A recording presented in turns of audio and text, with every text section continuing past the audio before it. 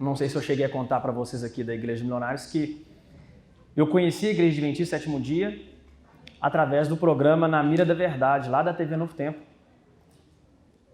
Um dia eu estava acessando a internet, comecei a assistir o programa Na Mira da Verdade pelo YouTube, e aí eu comecei a gostar da programação da TV Novo Tempo, acessei ali o site, encontrei uma igreja, fui até a igreja e hoje já tem aí quase 7 anos que eu estou na Igreja Adventista Sétimo Dia.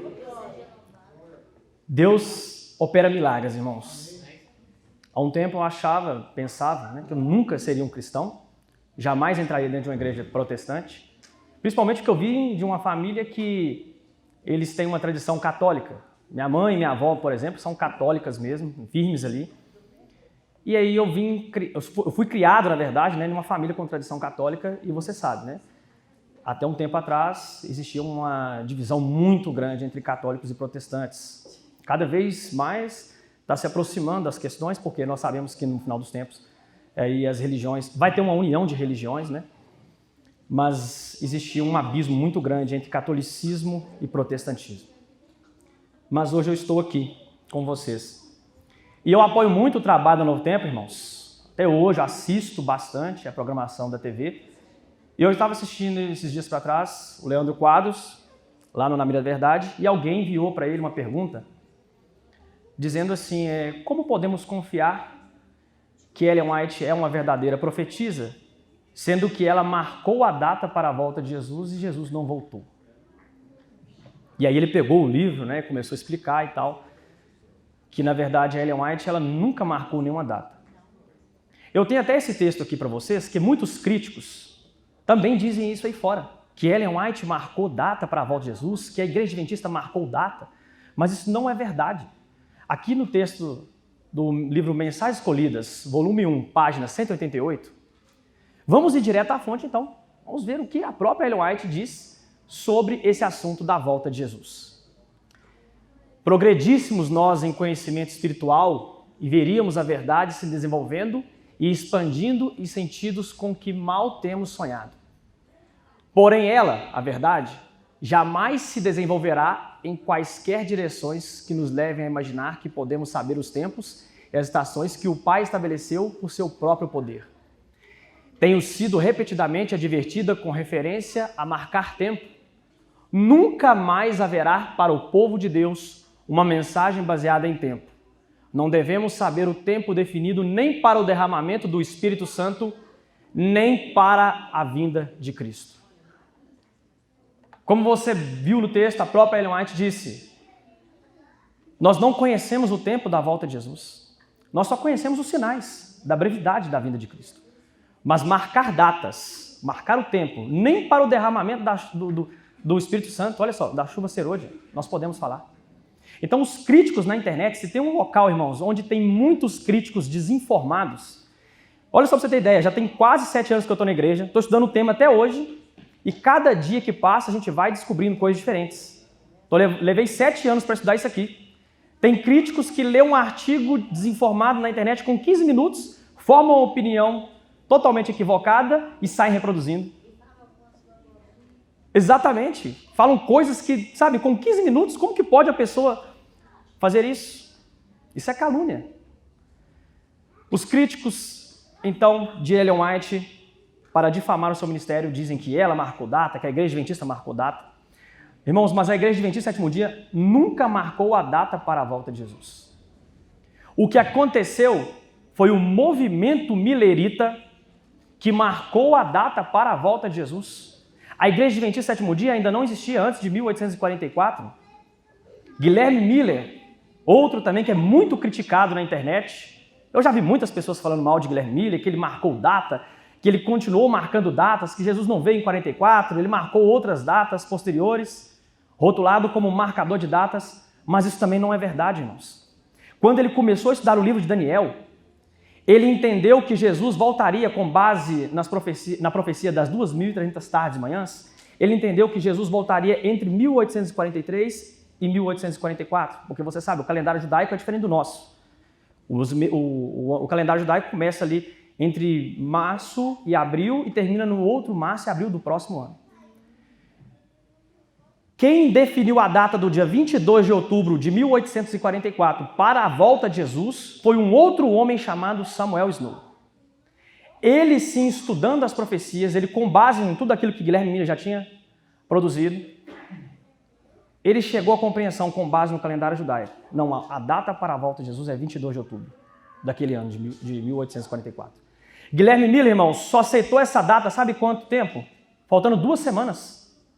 Guilherme Miller chegou a falar, não, acho que aí já é muito. A gente definir a data certa, o ano a gente já chegou, mas definir a data, o dia, é muita responsabilidade. Ele só aceitou essa data faltando 2 semanas para o dia 22 de outubro.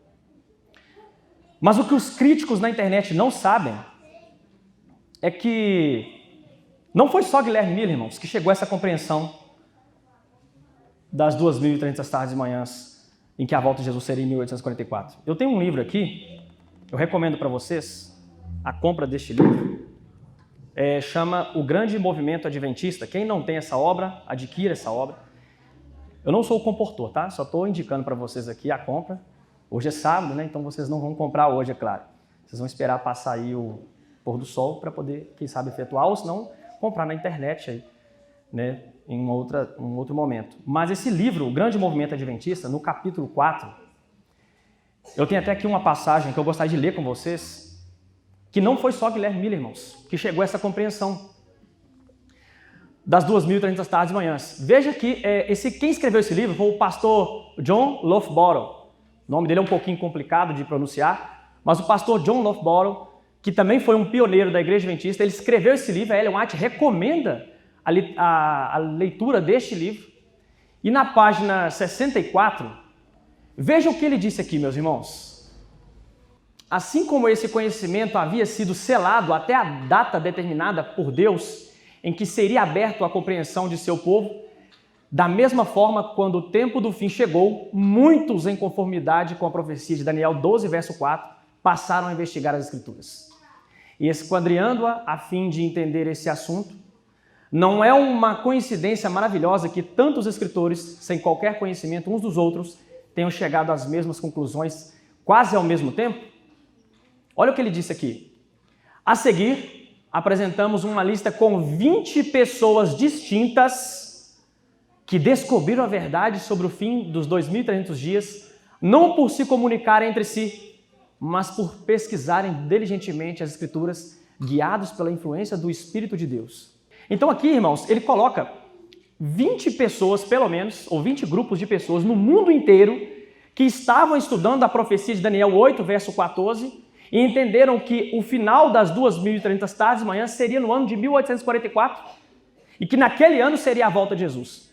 Aqui nós temos alguns nomes, eu não vou ler todos aqui para vocês, mas Guilherme Miller, como ele disse, David McGregor, aqui de Maine também, nos Estados Unidos, nós temos Edward Ivey na Inglaterra, Joseph Wolff, também da Inglaterra, Alexander Campbell, também, aqui da Inglaterra.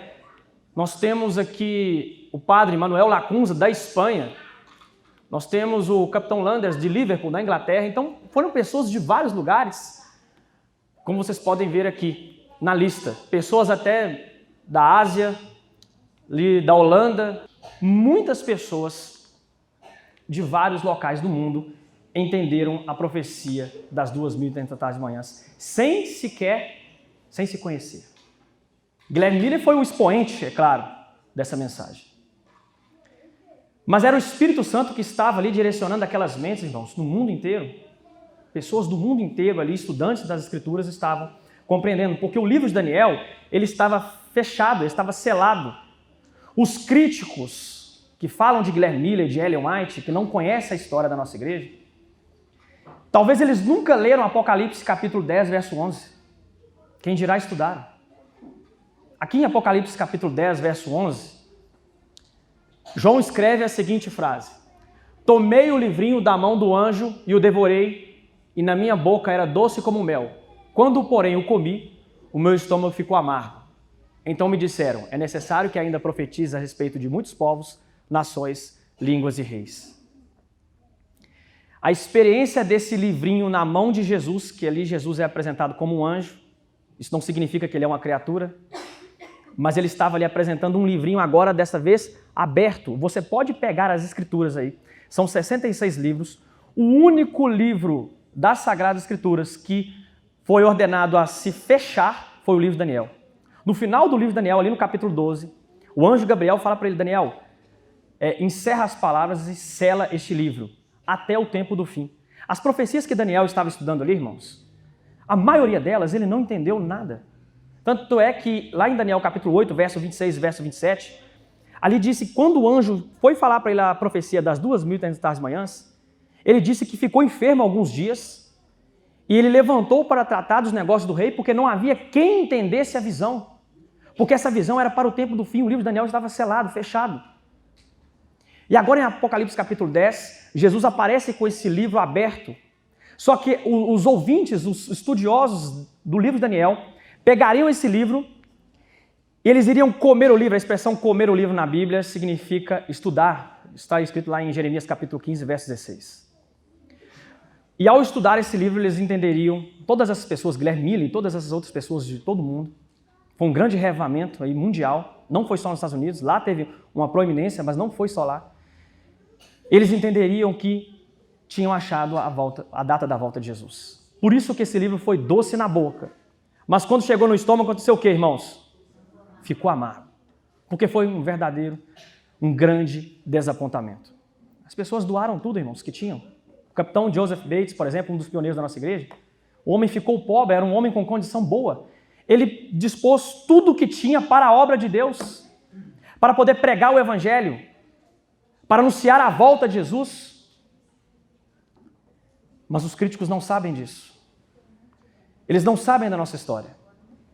Guilherme Miller ele foi o expoente desse movimento, o movimento millerita. A Igreja Adventista surge do movimento millerita após 1844. Mas falando desse desapontamento que houve no ano de 1844, 2 semanas depois, Guilherme Miller realmente estava muito triste, desapontado. Ele escreveu uma carta para um amigo chamado Josué Himes.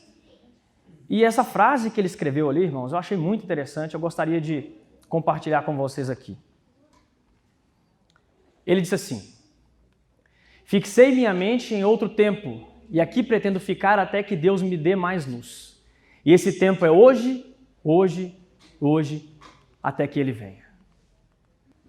Então, para Guilherme Miller, a volta de Jesus seria hoje.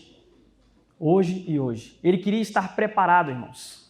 Não importa a data, não importa quando seria a volta de Jesus. O importante é ele estar preparado para que quando ocorresse a volta de Jesus, ele estivesse salvo.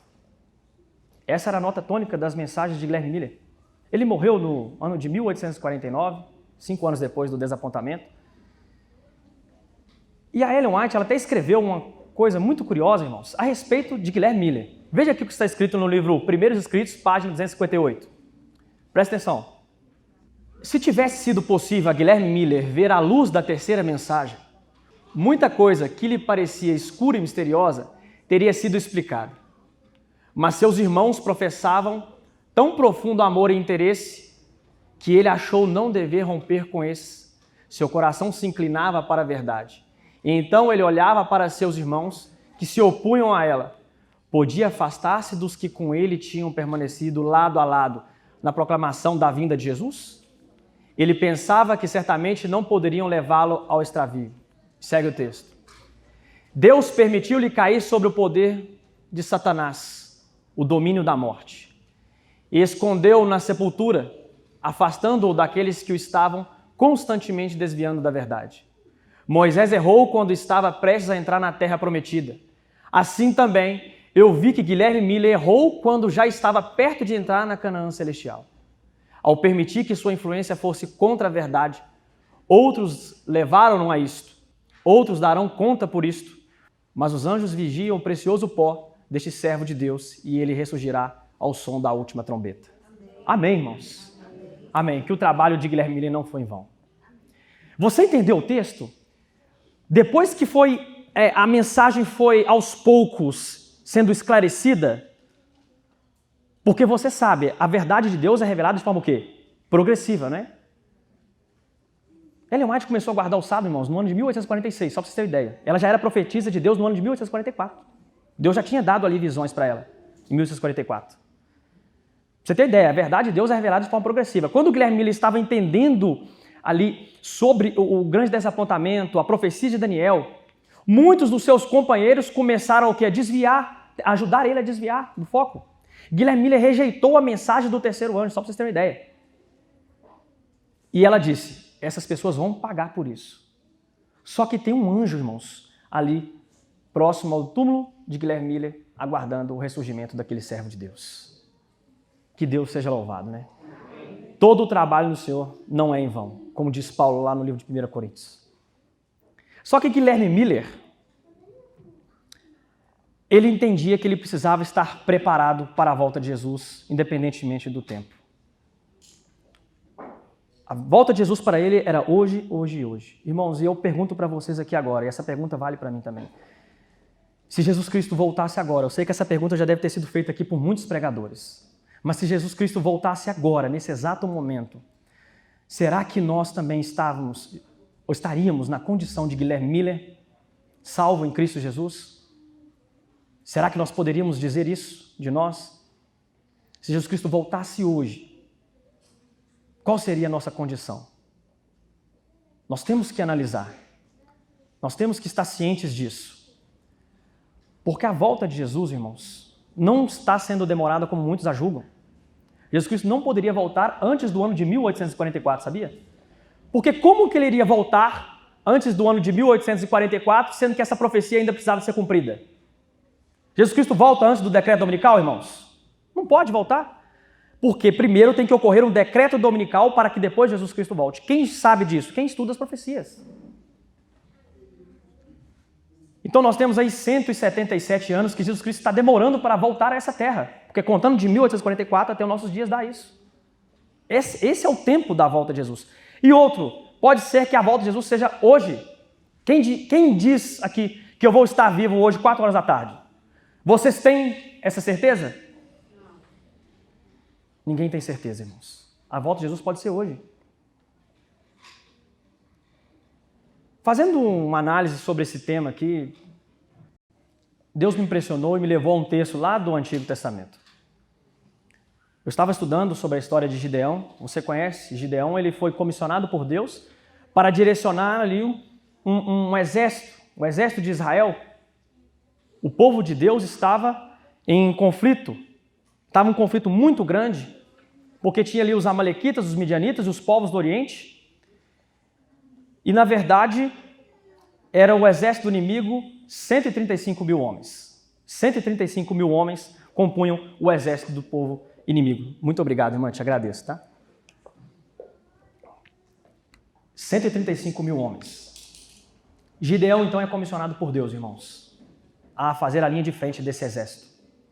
Acredito que você já deve ter lido a história. Aqui em Juízes capítulo 7, verso 2, eu gostaria que você prestasse atenção nesse relato que está aqui. Disse o Senhor a Gideão, o povo que está contigo é demais para eu entregar os midianitas em sua mão. Não seja caso que Israel se glorie contra mim, dizendo, foi a minha própria mão que me livrou. Agora, pois, apregou aos ouvidos do povo, dizendo, quem for medroso e tímido, volte, e retire-se do monte Gileade. Então voltaram do povo 22 mil e 10 mil ficaram. Se você leu bem a história, nós já falamos aqui, tinha 135 mil homens do exército inimigo. Quando Gideão foi comissionado por Deus, ele enviou os mensageiros às tribos de Israel para juntar um número, uma quantidade boa de homens para poder guerrear naquela batalha. O povo de Deus estava em guerra, irmãos. Gideão provavelmente fez um apelo muito grande. Se nós não prepararmos para essa batalha, o povo inimigo vai vir, vai destruir as nossas casas, vai levar os nossos despojos, vai levar as nossas mulheres, e nós precisamos de fazer alguma coisa. Talvez o povo ficou sensibilizado com o sermão ali que Gideão fez. Sabe quantos homens que foram escolhidos? Que foram, na verdade, que atenderam o chamado? 32 mil. 32 mil pessoas, ou melhor, 32 mil homens que se diziam soldados estavam ali junto com Gideão para poder ir avante naquela batalha. Só que 32 mil é um exército praticamente 4 vezes menor que 135 mil, todo mundo concorda? Se você fizer a conta aí, você vai chegar a essa conclusão. E Deus disse para Gideão, é muito povo que está com você, nós precisamos de fazer uma sacudidura aí nesse povo.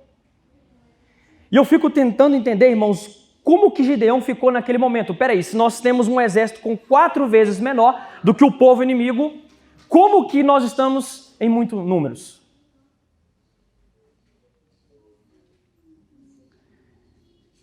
E ali Gideão pregou então para o povo, irmãos, quem for medroso e tímido, volte. 22 mil pessoas voltaram, só 10 mil ficaram. Só 10 mil ficaram, irmãos. De um exército de 32, já era menor. Olha só, Ellen White comentando sobre esse tema, sobre esse texto aqui, ela diz lá no livro Patriarcas e Profetas, no capítulo 53, o seguinte: agora, pois, apregou ao ouvido do povo, dizendo, quem for covarde e medroso, volte e vá-se apressadamente das montanhas de Gileade. Aqueles que não estavam dispostos a enfrentar perigos e empecilhos, ou cujos interesses mundanos atraíam da obra de Deus seu coração, não acrescentariam forças ao exército de Israel. Sua presença mostrar-se-ia apenas uma causa de fraqueza. Irmãos, não ia adiantar ter ali 32 mil homens. Exatamente como uma irmã aqui acabou de dizer, né? Na verdade, eles iriam o quê? Atrapalhar. Muitas das vezes, né, a gente fica preocupado com números, mas Deus não age assim, irmãos. Vocês lembram que o que Deus falou com o profeta Samuel? Ele falou para Samuel, você vai lá na casa de Jessé e você vai ungir um rei e eu vou mostrar para você quem é esse rei. Você não vai olhar para a aparência dele, é ou não é verdade? Porque quando Samuel chegou lá na casa de Jessé, Deus já tinha advertido ele, irmãos, porque provavelmente Davi ele não tinha aparentemente condições nenhuma de ser rei em Israel. Talvez, quem sabe, abaixo, Saul era um homem forte, muito bonito, inteligente. Não que Davi não seja, mas as aparências poderiam ali dificultar o profeta Samuel ali na escolha do rei. Tanto é que ele chegou na casa de Jessé e passou ali 7 filhos. Ele ainda falou com o pai, poxa, você só tem esses aqui, não tem mais nenhum? E o pai disse, não, tem mais um que está lá cuidando de bicho. Esquecido até pelo pai. Esse que era o rei de Israel, irmãos. Porque Deus não vê como o homem vê. O homem vê o exterior, mas Deus vê o interior. E Deus observou aqueles 32 mil homens naquela batalha, naquela guerra. Não iria adiantar nada, meus queridos, levar 32 mil homens para aquela batalha. Não iria acrescentar em nada, como a serva do Senhor. Precisamos de fazer uma outra sacudidura aqui. E veja bem, segue o texto. Juízes capítulo 7, verso 4 e verso 5. O texto continua. Disse mais o Senhor a Gideão, ainda são muitos? Faze-os descer às águas, e ali os provarei. E será que aquele que eu te disser, este irá contigo, este contigo irá. Porém, todo aquele de que eu te disser, este não irá contigo, este não irá. E Gideão fez descer o povo às águas. Então o Senhor lhe disse, qualquer que lamber as águas com a língua, como faz o cão, a esse porás de um lado. E a todo aquele que se ajoelhar para beber, porás do outro. Segue o texto. E foi o número dos que lamberam a água, levando a mão à boca. Quantos homens aqui, irmãos? 300 homens. 300 homens. Mas todo o resto do povo se ajoelhou para beber. Disse ainda o Senhor a Gideão, com estes 300 homens que lamberam a água vos livrarei e entregarei os midianitas na tua mão. Mas quanto ao resto do povo, volte cada um ao seu lugar. Queridos, é interessante aqui a história que ocorreu, é ou não é verdade?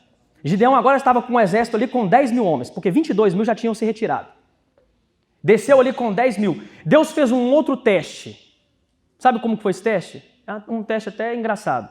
Porque eles iriam passar próximo de um ribeiro, onde estava ali uma água, é lógico, e quem se ajoelhasse, quem sabe ali estavam ali com escudos, com espada, etc. Quem se ajoelhasse ali, deixasse os escudos, as espadas, começasse a tomar a água, e esqueceu da vida, esqueceu da batalha, o que essas pessoas o que Deus iria fazer com essas pessoas? Retira do meio do povo.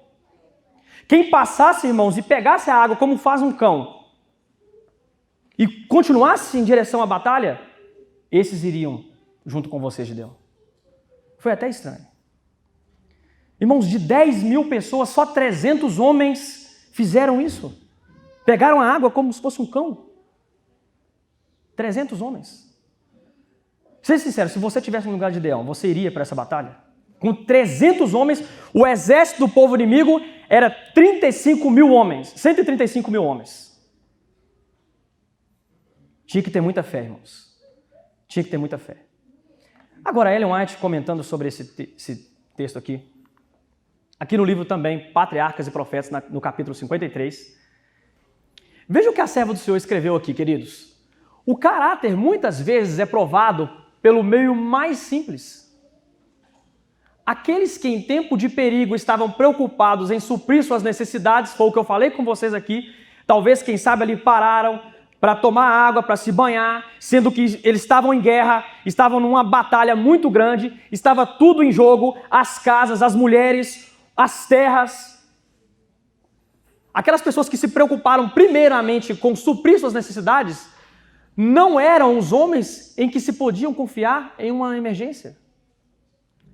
O Senhor não tem lugar em sua obra para os indolentes e condescendentes consigo mesmo. Os homens de sua escolha foram os poucos que não permitiram que suas necessidades os detivessem no desempenho do dever. Os 300 homens escolhidos não somente possuíam coragem e domínio próprio, mas eram homens de quê, queridos? Qual é aquela palavra que está escrita ali? Fé. Eram homens de fé. Agora, deixa eu perguntar para vocês aqui hoje. O que significa a palavra fé? Porque praticamente, se a gente perguntar isso aí fora no cristianismo, ninguém sabe o que é fé. Irmãos, fé é isso aqui? Por exemplo, a irmã Mariane chega para mim e fala assim, irmão, tem uma irmã minha que está com câncer e eu preciso da sua oração, da sua ajuda, vamos orar a Deus, eu preciso que ela vença esse câncer. E eu viro para ela e falo assim, irmã, em nome de Jesus, nós vamos orar e a sua irmã vai ser curada em nome de Jesus. Isso é fé, irmãos? O que vocês acham? Isso não é fé, irmãos, com todo respeito. Fé, irmãos, é eu chegar para ela e falar assim, nós vamos orar pela sua irmã, para a cura da sua irmã. Só que se for da vontade de Deus, ela não ser curada, ela não vai ser curada, irmãos. O que os amigos de Daniel falaram lá com Nabucodonosor? Se o nosso Deus quiser nos livrar da fornalha de fogo, ele vai livrar. Se, porém, ele não livrar, nós não vamos adorar as imagens. Isso significa, irmãos, dizer que havia uma possibilidade daqueles homens não serem livrados por Deus. É ou não é verdade? Porque eles falaram com o rei. Se Deus quiser livrar, ele vai livrar. Se ele não quiser, irmãos, ele não vai livrar. Existia uma possibilidade de Deus não livrar. O que Jesus Cristo falou lá na hora que ele estava lá no Getsemane? Pai, se possível, passa de mim esse cálice. Se possível, passa de mim esse cálice. Isso é fé, irmãos. Quando eu coloco a minha preocupação nas mãos de Deus, e é Deus que vai conduzir ali o futuro, não é, isso aí é determinismo, irmãos, que é ensinado aí nas igrejas. Eu determino em nome de Jesus que essa doença vai ser curada. Isso aí não é fé. Não tem nada a ver com fé. As coisas têm que estar no controle de Deus. Aqueles homens eram homens de fé, sabe por quê? Existia uma possibilidade muito grande de dar errado. Por quê? O exército do inimigo era 135 mil homens. Como que 300 homens vão conseguir vencer uma batalha com um número muito menor? Só para vocês terem uma ideia, eu tenho um amigo adventista também, 2 na verdade, que são adventistas, são professores de matemática. Curiosamente, eu perguntei para eles, porque eu estava tentando fazer o cálculo aqui, qual é a porcentagem do povo de Israel em relação ao povo inimigo? Porque eu cheguei a um número que eu não acreditei. E eu fui até esses 2 irmãos adventistas, eu não sei se eles vão acompanhar a mensagem aí pela internet, mas o número estava certo. Sabe qual que era a porcentagem do povo de Deus ali? 0,22222. Não era nem 0,5%, irmãos. Não era nem 0,5%. A quantidade ali que estava naquela guerra. Aqueles homens eram homens de fé porque eles estavam vivendo aquela batalha antes mesmo dela acontecer. Vamos ir, Gideão, seja o que Deus quiser. Se Deus quiser nos livrar aqui da mão dos midianitas, ele vai livrar. Se ele não quiser, vamos fazer a vontade de Deus. Veja que a postura é semelhante ao dos amigos de Daniel, é semelhante à de Jesus, porque os pecados, irmãos, de todos os seres humanos estavam ali sendo lançados sobre Jesus. Era muito pesado. E chegou o momento que Jesus, talvez ali, não estava ali aguentando. Ele, Pai, se possível, passa de mim esse cálice. Eles estavam vivendo, irmãos, a batalha antes dela acontecer. Sabe por que Noé teve êxito na mensagem dele? Estava vivendo um dilúvio antes dele acontecer. É ou não é verdade? Hoje é fácil aqui, se eu pregar sobre o fim do mundo, tem budistas que acreditam que o mundo vai acabar, tem hinduístas, os judeus, ateus, cientistas. O fim do mundo está na boca de todas as pessoas. Porque tem aí o aquecimento global, tem o desemprego, a fome, o crime, a marginalidade. Tudo isso aí só está agravando a situação do nosso planeta. Então isso é muito fácil eu pregar aqui hoje que o nosso mundo vai ter um fim. Mas e na época de Noé, irmãos? Falar que viria um dilúvio, sendo que nunca tinha caído uma água do céu. Ele estava vivendo ali porque ele estava construindo a arca sem mesmo, antes do dilúvio vir.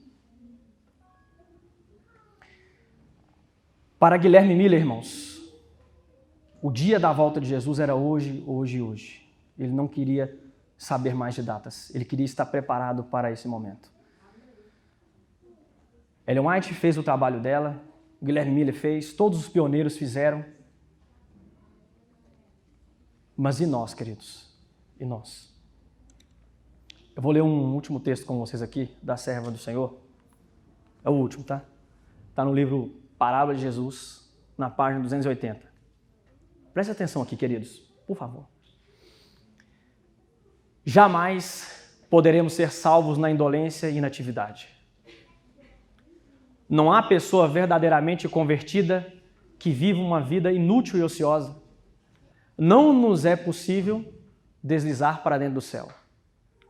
Nenhum preguiçoso pode entrar lá.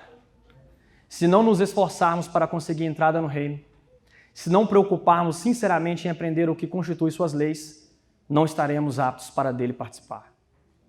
Veja essa frase aqui, queridos. Quem recusa cooperar com Deus na terra, não cooperaria com ele no céu. Não é o quê, queridos? Lê aqui a última frase para mim. Não seria seguros levá-los para lá. Irmãos, não é seguro levar uma pessoa que não coopera com Deus aqui na terra, levar ela para o céu. Para de ficar se apegando ali na história do ladrão da cruz, porque a história do ladrão da cruz, o contexto era totalmente diferente do nosso, irmãos. Totalmente diferente. Ah, mas ele foi salvo no último momento, o contexto dele, Deus vai julgar as pessoas de acordo com o conhecimento, com o contexto ali de cada pessoa, cada indivíduo.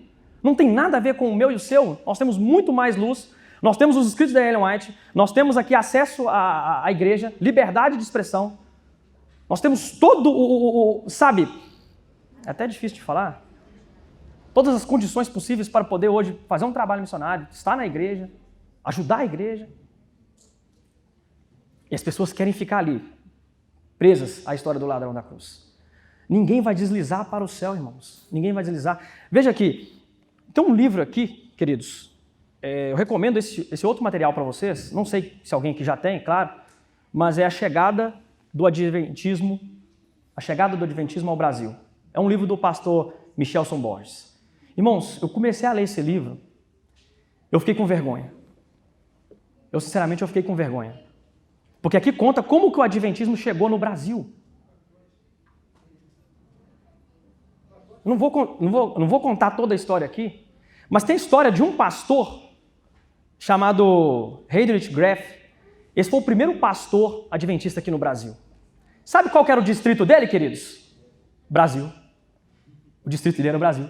Porque tinha uma igreja em Santa Catarina, tinha uma igreja em São Paulo, uma igreja em Minas Gerais, uma igreja no Espírito Santo.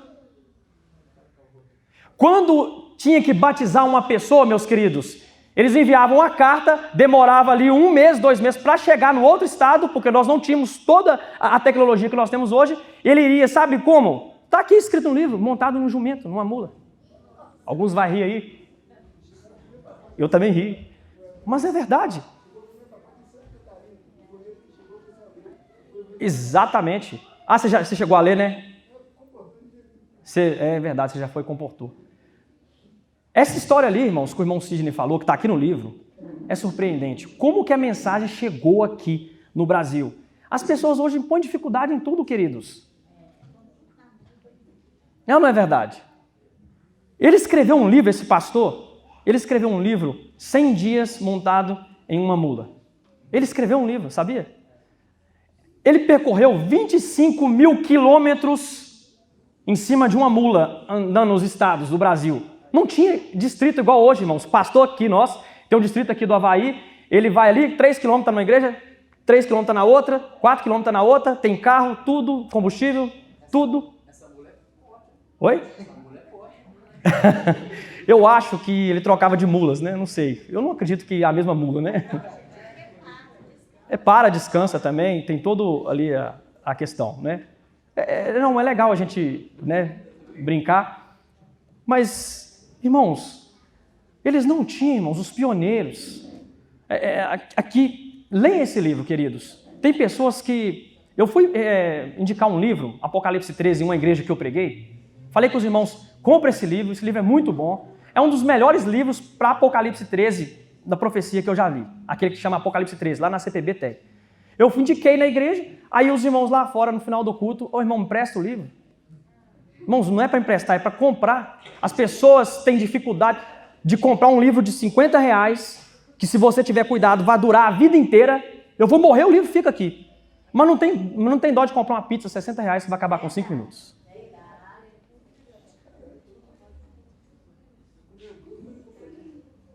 E muitas vezes você até transgride a lei, né? Porque tem coisa na pizza ali que até está contra a reforma de saúde. Não estou dizendo que você não vai viver, irmãos, não é isso. Eu tento fazer um equilíbrio nas minhas mensagens. Tem gente que acha que eu sou tão radical, nossa, esse irmão aí nem vive, né? Não é isso.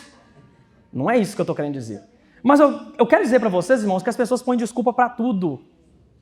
Queridos, leia para vocês terem uma ideia como que o adventismo chegou no Brasil. Tem pessoas que põem desculpa para tudo, queridos. Esse trabalho aí não vai dar certo. Esse tipo de trabalho aí não vai dar. Porque as pessoas não são receptivas. Esse irmão, acho que vamos criar um outro método aí de evangelismo. Queridos, sabe qual é o trabalho que não dá certo? Aquele que... Não, também, mas é aquele que tem pecado na igreja. Se tiver pecado dentro da igreja, o trabalho não vai... Pode ser o maior trabalho, pode ser até os discípulos ali de Cristo pregando. Por que Deus ali não estava abençoando o povo? Porque Acã estava ali com o pecado escondido. Por que Deus precisou ali de tomar uma providência ali drástica com a igreja dos apóstolos? Porque Ananias e Safira estavam ali em pecado escondido.